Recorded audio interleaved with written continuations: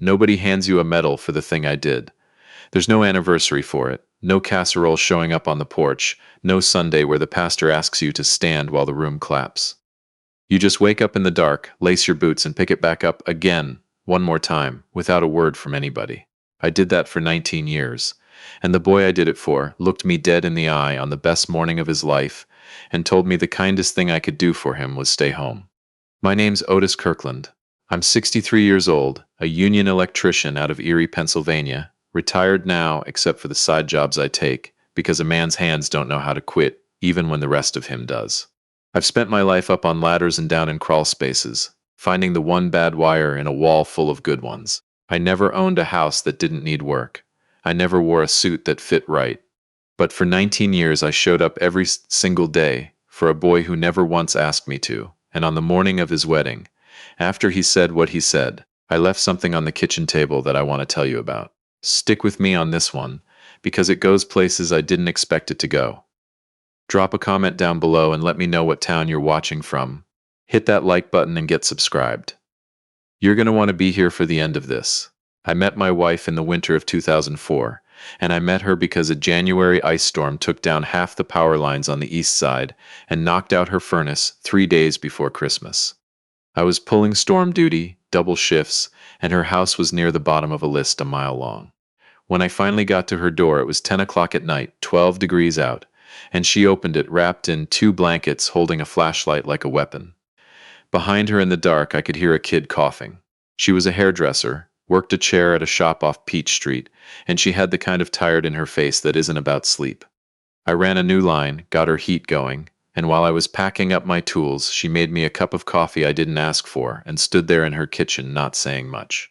She told me about the boy while the coffee went cold. His name was Wesley. He was 6. And his father, she said, setting the mug down real careful like it might go off. His father passed 2 years ago. House fire out on the west side. He went back in for a family that was already out. Nobody knew they'd already gotten out. That's the part that still gets me, she said. He didn't have to.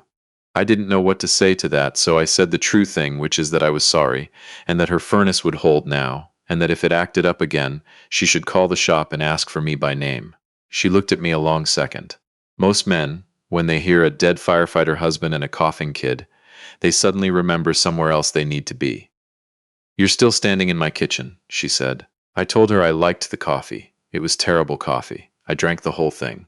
I want you to understand something about the man I was walking into the shadow of, because he's in this whole story, even though I never met him. Wesley's father was a hero. Not the word people throw around, the real thing. There was a plaque with his name on it down at the firehouse, a bell they rang for him every year, a folded flag his widow kept in a cedar box on the top shelf of the closet. He died running toward the thing everyone else was running away from, and he left behind a woman who worshipped him and a little boy who was too young to have more than one memory of him. One memory. I learned this slow, over years. The boy had exactly one real memory of his own father, and it wasn't the fire and it wasn't the funeral. It was a truck. A faded red 1970 Chevy pickup his dad drove, and how his father used to set him on his lap in an empty church parking lot on Sunday mornings and let him steer while the old straight six rumbled under them both. That was it. That was all he had that was his and not something the grown-ups told him. Everything else about his father, every heroic inch of the man, came to the boy secondhand, handed down by his mother in a voice that always went soft and far away. I married her in the spring of 2006. Wesley was 7. He stood next to his mother at the little ceremony at the VFW in a clip-on tie, and he did not smile, not once, not for the photographer, not for anybody, and I remember thinking, good. Good for you, kid. You're not going to pretend for a room full of strangers. That's more spine than most grown men have got. I figured he'd come around. I figured wrong about the timeline, but I want you to hear me say I never once blamed the boy for how long it took. Not then. Not now. The first years I didn't push. I've spent a lot of time around scared animals and shy kids and men who don't want help. And the trick is the same for all 3. You don't reach for them. You just keep being in the room, doing the boring, reliable thing, until one day they decide you're furniture and they relax. So I became furniture.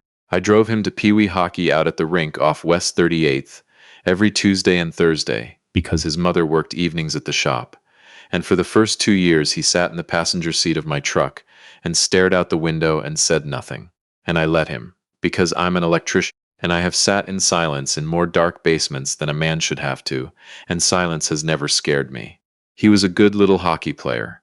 Fast, mean in the corners in a way that surprised people, because off the ice he was this quiet, watchful kid. I stood in that cold barn of a rink for a couple hundred hours over the years, styrofoam cup of bad coffee going cold in my glove, and I watched him. And somewhere in there, without meaning to, I started loving him the way you'd love your own. There's no light switch for that.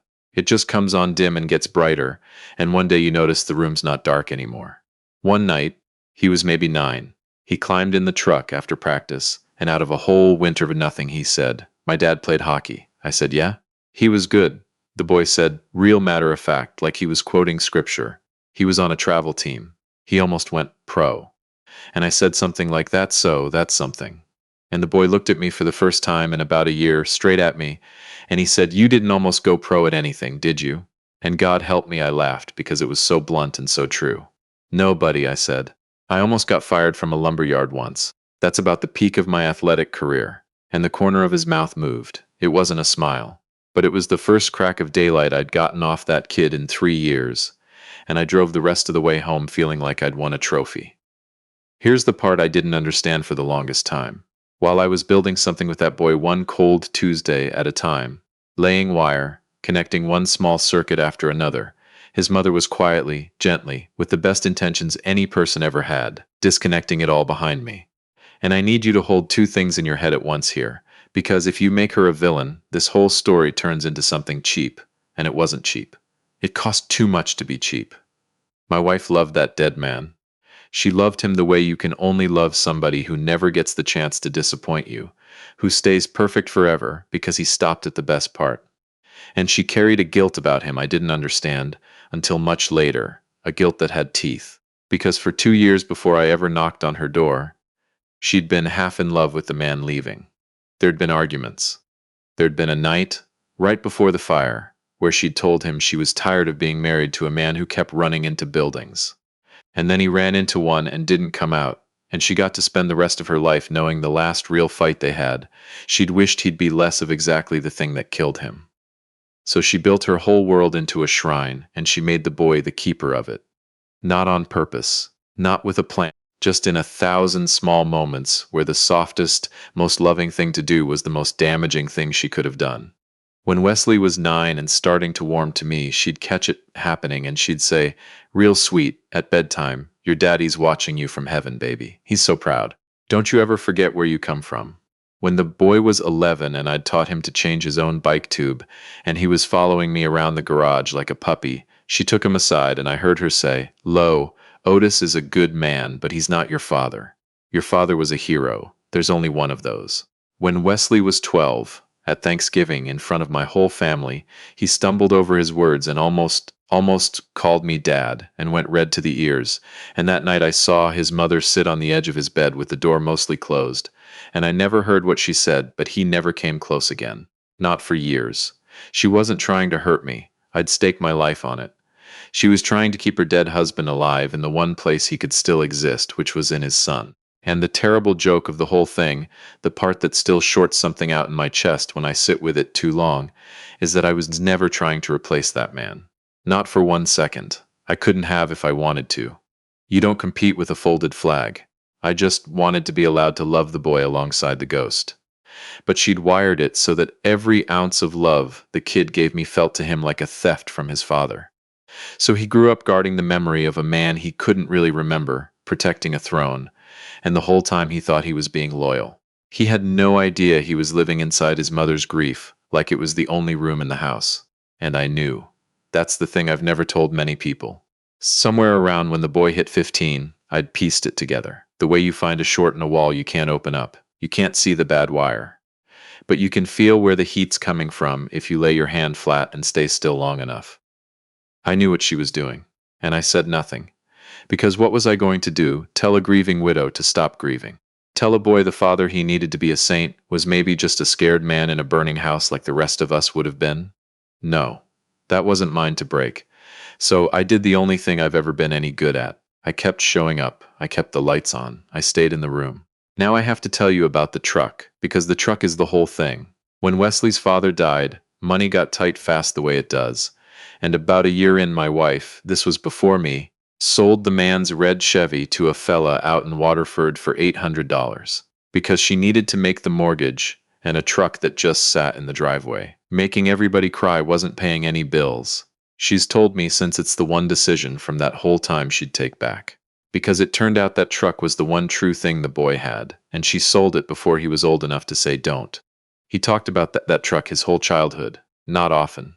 Wesley wasn't a talker, but it'd come out sideways at odd moments. A red pickup would go by and he'd go quiet. He drew it once for a school assignment, a red truck, when the prompt was draw your family. The teacher called home about that one, and every so often, staring out my passenger window on the way to the rink, he'd say something like, "My dad let me drive his truck. Did you know that?" And I'd say, "Hey, you told me, buddy." And he'd say, "In a parking lot, I steered." And I'd say, "That's a good memory to have." And he'd nod and go back to the window. So about 4 years before the wedding, when the boy was 22 and finishing up his degree, working nights, engaged to a girl named Bridget, who was frankly too good for the whole lot of us, I started looking for that truck. Quietly. I didn't tell a soul. I had the old plate number off a photograph. I called the fella in Waterford, who'd sold it 15 years back to a man in Meadville, who'd sold it to a body shop, who'd let it rot behind the building. I drove 2 counties over on a Saturday and found it under a blue tarp behind a barn, sitting on 4 flat tires, a family of mice living in the seat, more rust than red. The man wanted $400 for it. I gave him 5 and told him not to tell anybody. I've got a buddy, Vernon, runs a body shop off Buffalo Road, known him since I was 20, and Vernon and I spent the next 3.5 years bringing that truck back from the dead in the back bay of his shop, nights and weekends. Quiet, no pictures, nobody the wiser. I put every spare dollar into it. Overtime money. A couple of side jobs I took just for the truck. I passed on a fishing trip to Presque Isle with the guys 2 summers running because I had a fender to source and a straight 6 to rebuild. It's the only thing I've ever done in my life that was pure. No angle on it. Just a red truck coming back to life in a dark garage for a boy who'd never once called me his father. And while I was at it, I did some other quiet math. Wesley and Bridget were talking about renting a shoebox out by the college. I knew that neighborhood. I knew what those places did to young couples, how the rent ate everything, and the roof leaked and the landlord never came.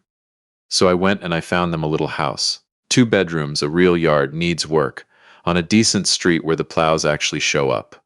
I put a down payment on it out of my retirement, $38,000 I'll be paying back the rest of my life, and I put the deed in both their names, and I told nobody. Not Vernon, not my wife, not a living soul. I kept the keys to the truck and the papers on the house in an envelope in the inside pocket of my work coat, the one that hangs by the back door, for 18 months, waiting for the right day. The right day was going to be his wedding. The wedding was set for a Saturday in June, out at a hall by the water, one of those perfect eerie summer days before the humidity rolls in off the lake and makes everybody miserable. Bridget's family was doing most of it, but I'd slipped the caterer some cash and covered the bar without telling anyone, because that's what you do. Wesley was staying at our place the night before, old room, last night as a single man, and the morning of the house was electric with it. His father's brother had flown in. His father's people, I should say, because that's who filled that house that morning. The dead man's mother and sister and cousins, all of them there to see Ronnie's boy get married, all of them with that look people get, that faraway proud look, imagining the man who should have been there. And I understood I was not the star of that morning. I'd understood that for 19 years. I was in the kitchen doing what I always did, wiping down counters that were already clean, straightening chairs, staying useful, staying furniture, my coat with the envelope in it hanging right there by the door. I heard him come down the stairs. I turned around with a dish towel in my hand, and I was smiling, because he looked so grown and so much like the photos of his father that it caught in my throat, and I was about to tell him he cleaned up good, that his father'd be proud. "All the things you say." "Otis," he said. He called me Otis. He always had. But there was something in how he said it that morning that made me set the towel down.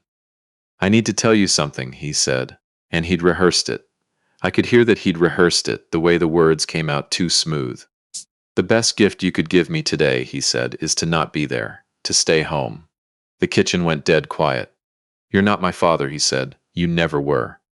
My father was a real man, a hero, and every year you've been in this house, you've been standing where you should be standing. I don't want you in the picture. I don't want you walking around that reception like you earned it. You didn't. You're just Otis. Then he squared his shoulders, and he went back up the stairs to finish getting ready. I stood there. Just Otis. I didn't move for a good long while. And I want to be straight with you, because I've had a lot of time to think about what hurt and what didn't. His words weren't the wound. I'd braced for his words for years, some version of them. Kids raised inside a fear will say hard things, and he'd been raised inside a beautiful, loving, suffocating grief, and I'd always half known the bill for that would come due someday, probably on a big day, probably aimed at me. No, the wound was what I saw when I looked up. His mother was standing in the doorway to the hall. My wife. She'd heard all of it, every word. I could see it on her face, the stillness, the way her hand was flat against the doorframe. And our eyes met, and I waited. 19 years I waited, in about 2 seconds for her to open her mouth, to say his name. To say, Wesley, that's enough. To say, you don't talk to that man that way. That man drove you to every practice in this county. That man sat up with you through the pneumonia. That man is standing in the space your father left, and he has never once asked to be thanked for it. One sentence. That's all I needed. Not for me. For the boy. She looked at me, and then she looked at the floor, and she turned and went up the stairs after her son without making a single sound. That was the moment, not his. Hers. Because in 19 years of laying my hand flat against that wall, feeling for the heat, I'd told myself the story that when it finally mattered, she'd stand where I needed her to stand. And she didn't. She stood inside her grief, where she'd always stood, and she let it have her boy, and she let it have me, and she said nothing. I walked over to my coat. I took the envelope out of the inside pocket, and I set it on the kitchen table, right in the middle, where nobody could miss it. I took the truck key off my ring, just the one key, no fob, no chain, because Wesley'd said since he was a teenager that keychains were for people with too much to keep track of, and I'd remembered that, the way I'd remembered everything about that boy that he never knew I was filing away. I set the key on top of the envelope, and next to it I laid the letter I'd written his mother, folded, and I left it open so she'd have to read it whether she wanted to or not. Then I put on my coat, and I did not slam the door. I pulled it shut behind me soft, like a man leaving a room where somebody's finally asleep, and I walked to my truck, my own beat-up work truck, and I drove away from that house. I didn't leave town. I want to be clear, I wasn't running. I just drove out to Presque Isle, out to a spot at the end of the peninsula I've gone to my whole life when the inside of my own head gets too loud, and I parked with the windows down and watched the lake do what the lake does, which is not care about your problems, which is exactly why I go there. And I sat with it. Now, before I tell you what happened when they got home, do me one small favor, if you've made it this far with me. Take 1 second and subscribe to the channel. Most folks watch the whole thing and never do, and I understand life's busy, but it costs you nothing and it means the world on this end. Hit that like button too, and tell me down in the comments, would you have left the envelope, or would you have taken it with you and let them both wonder? I've asked myself that 100 times. They came home from that reception near midnight, my wife and Wesley and his new bride, and a couple of the dead father's people still trailing along, all of them lit up and laughing about something, and they walked into the kitchen and turned on the light. And there was the table, the envelope, the single key, the 2 letters, and the particular silence of a house that's missing the weight of a man who's supposed to be in it. Wesley opened his envelope first. Inside was the deed to a house on a good street with plows, both his name and Bridget's on it, paid down, $38,000 of it, free and clear of any strings. There was a note from me, 3 lines, that said the down payment's covered. The mortgage on the balance is $190 a month less than what you two were about to pay in rent on that box by the college. I ran the numbers, you'll be fine. And under that, the truck's at Vernon's shop on Buffalo Road. It's yours. You'll know it when you see it. He drove out there that night. 2 in the morning, still in his wedding suit, his brand new wife in the passenger seat, drove clear across town to Vernon's, and Vernon, who I'd called from the lake and told just enough, met him at the door with the bay light on. And there it was. The red 1970 Chevy, his father's truck. Not a project, not a rust bucket finished. Faded red repaint done right so it looked like memory instead of new. The straight 6 I'd rebuilt with my own hands turning over sweet. Original bench seat redone in the correct vinyl. And on that bench seat, sitting in the middle where a boy might sit on his father's lap, I'd father's fire helmet. I'd tracked it down. The department had it. It took me a year of asking, and a favor from a retired captain, but I'd gotten his father's actual helmet, the shield with the company number, and I'd cleaned it and set it on the seat of that truck, because that man belonged in that truck more than anybody, and I was never, not once, trying to take his seat. My wife told me the rest, months later, when enough had come apart between her and the boy for the truth to finally have some air. She said Wesley stood in that garage and did the math. 22 years old, married that day, and he stood there and counted backward.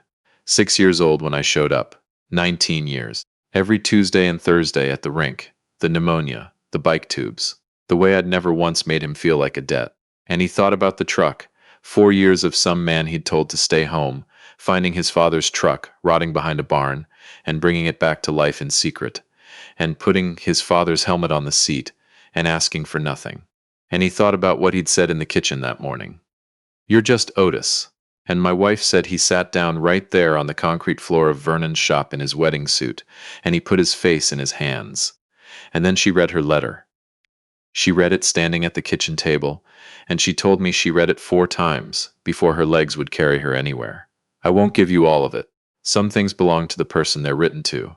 But it said, in part, that I'd known for years what she was doing, and that I understood it, that grief is a house with no clock, and she'd been living in it since before I ever knocked on her door. It said I never blamed her for loving that man, that a woman ought to love the father of her child, living or dead. But it said, you taught that boy that loving me was stealing from his father, and you were wrong, because there was room. There was always room. A boy can love a dead hero and a live electrician both, and the only person who ever said he couldn't was you. It said, I stayed anyway. I stayed 19 years because leaving was never once on the table, no matter what you needed to believe about me. And it said, the greatest thing I ever gave that boy was showing up when nobody made me, and never once handing him a bill for it. The house is his. The truck is his. His father's helmet is where it belongs. Take care of yourself, Colleen. Otis. She went and found the boy. Sat across the kitchen table from him near dawn, both of them wrecked, and she didn't try to hold it together, which for her was the miracle, because she'd been holding it together since 2002. And Wesley asked her one question. He said, why did you always do that? The things you'd say. Your father's watching. There's only one hero. Don't give away what's his. And she tried to explain the guilt and the fear and the last fight she ever had with his dad, and it came out in pieces, and she'd need months to get it all out, handing it over one shard at a time. And then the boy asked her the question she couldn't answer. Did he know, Wesley said. Did Otis know the whole time what you were doing? And she had to say yes, because I did. She knew I did. And that was the thing that broke her all the way down, that I'd felt that wall going up brick by brick for 19 years, felt the heat of it with my hand flat against the plaster, and I'd never once torn it down to save myself.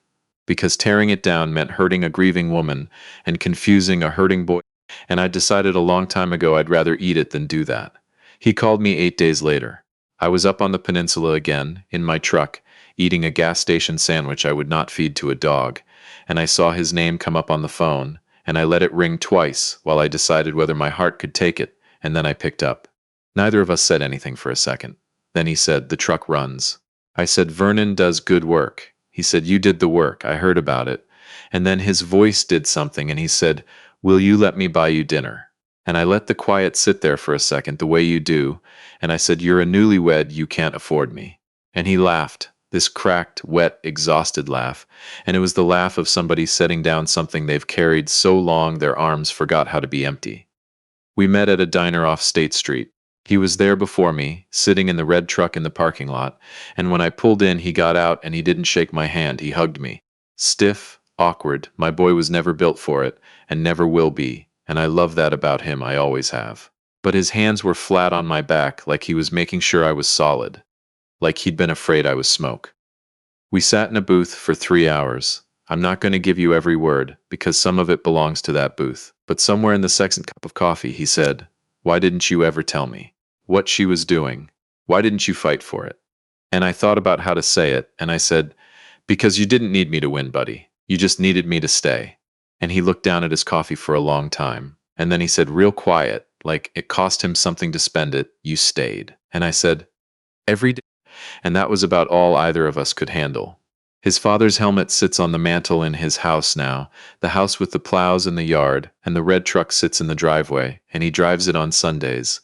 And he told me last spring he took his own boy, my grandson, 4 months old, and set him on his lap in an empty church parking lot and let his little hands touch the wheel, while the old six rumbled underneath them both. Passing it down. The one true thing. And I had to pull over on I-90 when he told me that, and pretend to a passing trucker that I had something in my eye. My wife and I aren't together the way we were. I'll tell you that straight, because I know some of you are wondering, and you've earned an honest answer. She spent 19 years teaching boy to keep a good man at arm's length, and you don't unteach that over a dinner. We've talked. She's cried, and I've come close, and she's doing the hard work now that she should have done 20 years ago, with a grief counselor down at the parish, finally saying out loud the things she buried in a cedar box. We're not enemies. We might even be friends someday. But some walls, once you've felt the heat in them that long, you don't move back into the house, even after you finally open it up and pull the bad wire out. I hold no bitterness about it. Bitterness is heavy, and I've hauled enough heavy things up enough ladders in my life. I set it down. Wesley calls me Dad now. Started about a month after that dinner, dropped it into a sentence like it had always been there, and I didn't make a thing of it. Because if I made a thing of it, he'd never do it again, and he knows as I know that, and that's its own kind of language between us. He didn't have to. I never once needed the word. I want you to hear that before anything else, because it's the truest thing in this whole story. I never needed him to call me Dad. I never asked for the credit. I never held out my hand for a single thing in return. All I ever wanted, the whole entire want of my life, was that when it was all said and done, that boy would know somebody stayed. That somebody showed up in the cold barn on Tuesdays and Thursdays. That it counted to somebody. It didn't go that way. Not at first. For one long morning in June it went about as wrong as it could go. But blood is just the wiring diagram somebody hands you at the start. It tells you where the current's supposed to run.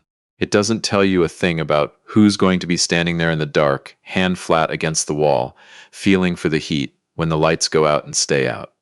That part you find out. And that part the DNA never matched, and every single other thing did.